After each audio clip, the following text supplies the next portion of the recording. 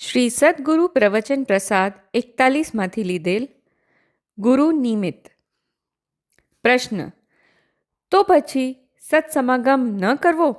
ઉત્તર: સત્સમાગમની ભાવના કરવી તે ઈચ્છા વ્યવહારને રાગ છે અને પોતામાં એકાગ્ર થવું તે નિશ્ચયને ધર્મ છે.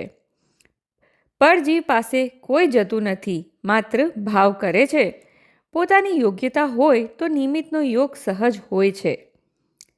પ્રશ્ન: કુગુરુનો સંગ ન કરવો એમ કહ્યું છે ને?